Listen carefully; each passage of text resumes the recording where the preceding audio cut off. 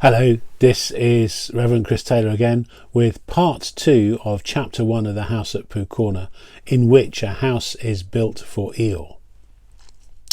Pooh and Piglet have been thinking together, and Pooh says to Piglet, "I've been thinking about Eeyore." "What about Eeyore?" "Well, poor Eeyore has nowhere to live." "Nor he has," said Piglet. "You have a house, Piglet, and I have a house, and they're very good houses. And Christopher Robin has a house, and Owl and Kangaroo and Rabbit have houses, and even Rabbit's friends and relations have houses or some things. But poor Eeyore has nothing.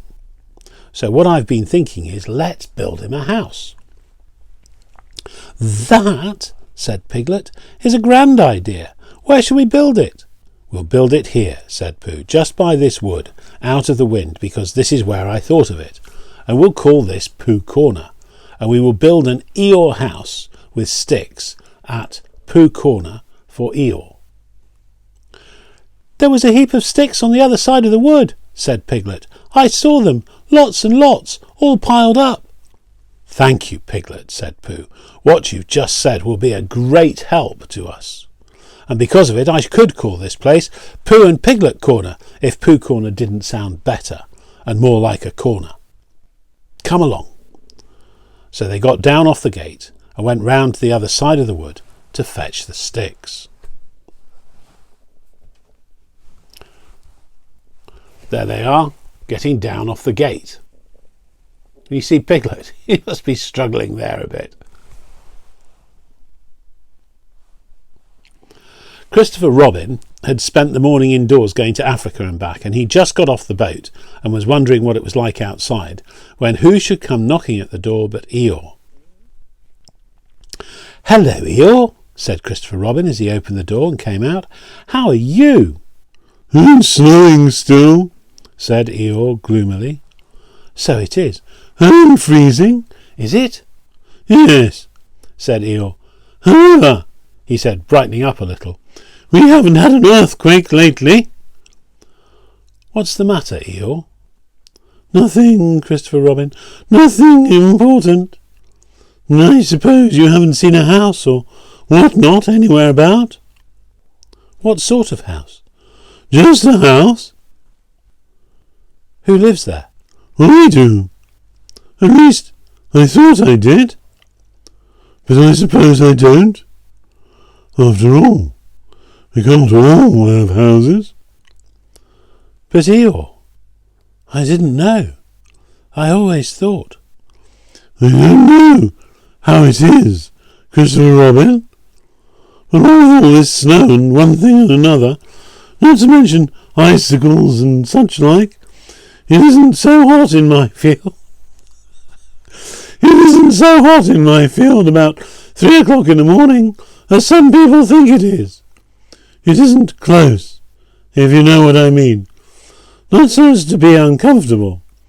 It isn't stuffy.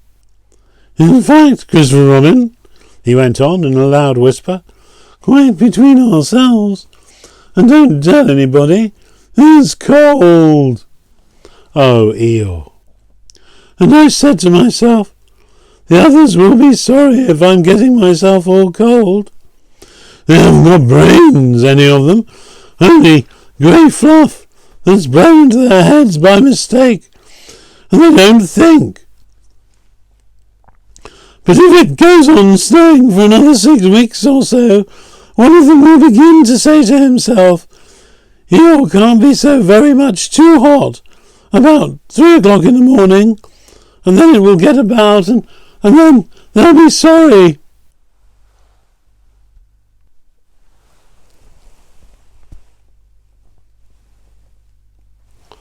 "Oh, Eeyore," said Christopher Robin, feeling very sorry already. "I don't mean you, Christopher Robin. You're different. So what it all comes down to is that I built myself a house down by my little wood."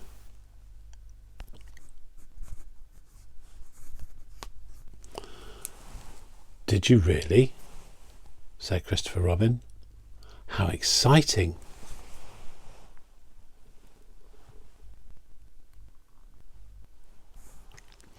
The really exciting part, said Eeyore, in his most melancholy voice, is that when I left her this morning, it was there. And when I came back, it wasn't. Not at all. Very natural. And it was only Eeyore's house. But still, I just wondered. Poor Eeyore. Christopher Robin didn't stop to wonder. He was already back in his house, putting on his waterproof hat, his waterproof boots and his waterproof mackintosh as fast as he could. "We'll go and look for it at once," he called out to Eeyore. "Sometimes," said Eeyore, "when people have quite finished taking a person's house, there are one or two bits that they didn't want and are rather glad for the person to take back, if you know what I mean. So I thought if we just went—" "Come on," said Christopher Robin, and off they hurried, and in a very little time they got to the corner of the field by the side of the pine wood where Eeyore's house wasn't any longer. "There," said Eeyore. "Not a stick of it left. Of course, I've still got all this snow to do what I like with. One mustn't complain." But Christopher Robin wasn't listening to Eeyore. He was listening to something else. "Can you hear it?" he asked. "What is it? Somebody laughing?" "Listen." They both listened. They had a deep, gruff voice, saying in a singing voice that the more it snowed, the more it went on snowing, and a small high voice, tiddly-pomming in between. "It's Pooh," said Christopher Robin excitedly. "Possibly," said Eeyore. "And Piglet," said Christopher Robin excitedly. "Probably," said Eeyore. "What we want is a trained bloodhound." The words of the song changed suddenly. "We've finished our house," sang the gruff voice. "Tiddly-pom," sang the squeaky one. "It's a beautiful house." "Tiddly-pom, I wish it were mine." tiddly-pom." And there are Pooh and Piglet building a house for Eeyore. "Pooh!" shouted Christopher Robin. The singers on the gate stopped suddenly. "It's Christopher Robin," said Pooh eagerly. "He's round by the place where we got all those sticks from," said Piglet. "Come on," said Pooh. They climbed down their gate and hurried round the corner of the wood, Pooh making welcoming noises all the way. "Why, here is Eeyore," said Pooh when he'd finished hugging Christopher Robin, and he nudged Piglet, and Piglet nudged him, and they thought to themselves what a lovely surprise they got ready. "Hello, Eeyore." "Same to you, Pooh Bear, and twice on Thursdays," said Eeyore gloomily. Before Pooh could say, "Why Thursdays?" Christopher Robin began to explain the sad story of Eeyore's lost house, and Pooh and Piglet listened, and their eyes seemed to get bigger and bigger. "Where did you say it was?" asked Pooh. "Just here," said Eeyore. "Made of sticks?" "Yes." "Oh," said Piglet. "What?" said Eeyore. "I just said oh," said Piglet nervously, and so as to seem quite at ease, he hummed tiddly-pom once or twice in a "what shall we do now" kind of way. "You're sure it was a house?" said Pooh. "I mean, you're sure this house was just here?" "Of course I am," said Eeyore, and he murmured to himself, "No brain at all, some of them." "Why, what's the matter, Pooh?" asked Christopher Robin. "Well," said Pooh, "the fact is," said Pooh. Well, the fact is," said Pooh. You see," said Pooh.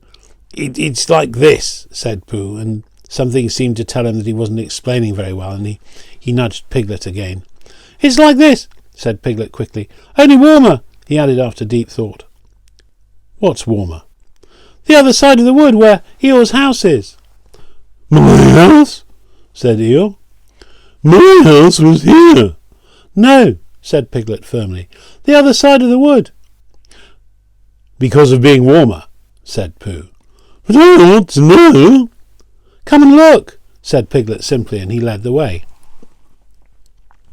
There wouldn't be two houses, said Pooh, not so close together. They came round the corner, and there was Eeyore's house, looking as comfy as anything. There you are, said Piglet. Inside as well as outside, said Pooh proudly. Eeyore went inside and came out again. It's a remarkable thing, he said. It is my house, and I built it where I said I did. So the wind must have blown it here, and the wind blew it right over the wood and blew it down here, and here it is as good as ever. In fact, better in places. Much better, said Pooh and Piglet together. It just shows what can be done by taking a little trouble, said Eeyore. Do you see, Pooh? Do you see, Piglet? Brains first, and then hard work. Look at it. That's the way to build a house, said Eeyore proudly. So they left him in it. Christopher Robin went back to lunch with his friends, Pooh and Piglet.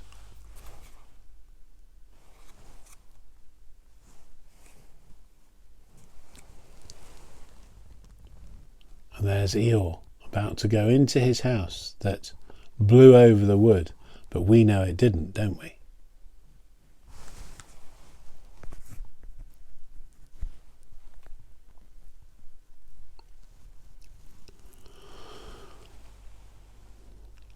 And on the way to lunch, Pooh and Piglet told him of the awful mistake they had made.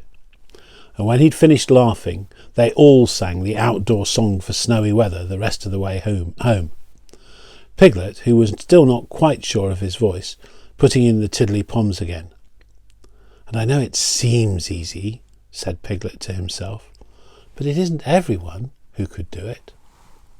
And that's the end of chapter 1 of the House of Pooh Corner, in which a house is built for Eeyore. Thank you. Bye.